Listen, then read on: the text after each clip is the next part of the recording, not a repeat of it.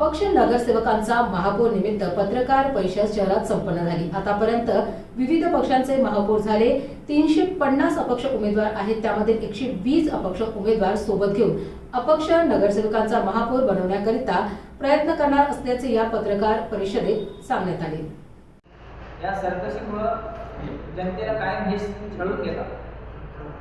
तसं वरती सगळीकडे राज्यभरामध्ये त्यांची युती आहे, राज्यभरामध्ये युती आहे, एक दोन ठिकाणी सोडली म्हणजे त्यांचं साठवलं आहे सगळीकडे, प्रत्येक पक्षाचं आहे। फक्त त्यांनी दाखवायचं चित्र जनतेसमोर असं दाखवलं की आमचा वाद झालेला आहे, त्यांना त्यांची मुलं दाखवायची असेल, आमची लढा हा धनशक्ती विरुद्ध जनशक्तीचा आहे। तुमच्याकडे यादी का त्यांची? यादी 2 दिवसात तुम्हाला जाहीर करू, संपूर्ण अपक्ष चिन्हासहित। नाही तसं चिन्ह येते रोड, पण तुमच्याकडे यादी आहे का त्यांच्या जेवढे तुमच्याकडे आहेत अपक्ष जेवढे लोक आहेत त्यांची यादी आहे सोबत आहे का? नाही, सोबत नाही, तुम्हाला संध्याकाळपर्यंत प्रोव्हाइड करू। आता हे तुम्ही सगळे वेगवेगळ्या पक्ष आणि काही छोटे पक्ष सुद्धा आमच्या सोबत, असं नाही की फक्त अपक्ष, छोट्या पक्षांसोबत सगळ्या पक्षातले आहेत ना, प्रत्येक प्रभागामध्ये 5-6 आहे।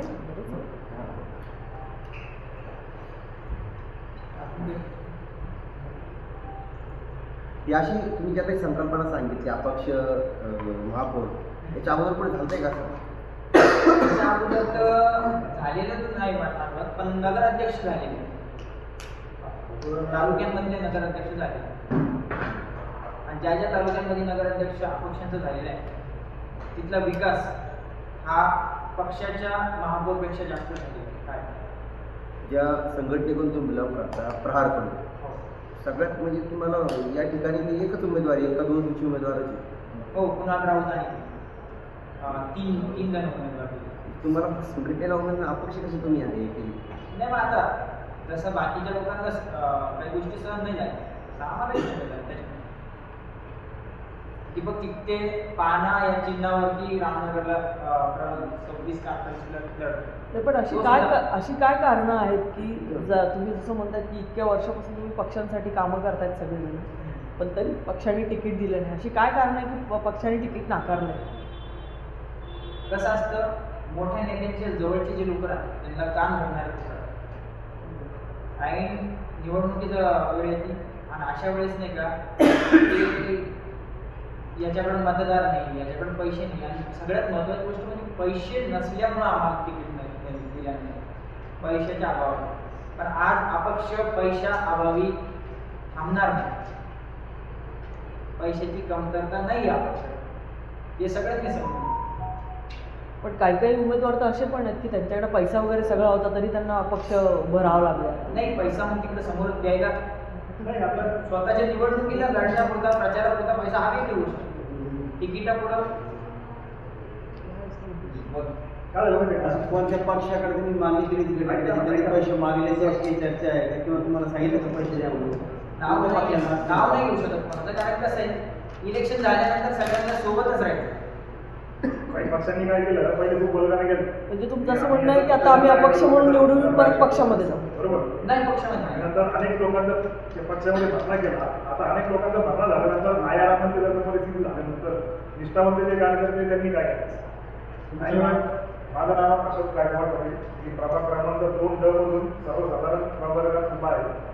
मी तिथला अति सामान्य व्यक्ती आहे, त्यामुळे माझ्याकडे जरी पैसा नसला तरी माझ्या प्रभागातल्या लोकांनी माझ्यासाठी 500 रुपये, 2000 रुपये, 5000 रुपये अशा वर्गाने जमा केलेले आहेत माझ्यासाठी। मला वाटतं इतिहासातली महाराष्ट्रातली बच्चू भाऊच्यानंतर ती बहुत दुसरी घटना आहे। लोक स्वतःहून उत्स्फूर्तपणे अपक्ष उमेदवाराला सपोर्ट करतात, कारण पक्षांकडे आता नीतिमत्ता राहिली नाही, प्रत्येक पक्ष कोण कोणाबरोबर जाऊन बसेल, कोण कोणाचं काय, कोणाला काहीच कळायला आहे। आणि सत्तेचे जे पक्ष होते आयाराम, त्यांनी लोक बाहेर केले, पण जे 17 दिवसाचा कार्यक्रम त्यांचं काय करायचं, त्यांनी 17 उचलायचं काय? जे अपक्ष झाले त्यांच्यावर कारवाया पण केल्या ना पक्षाने?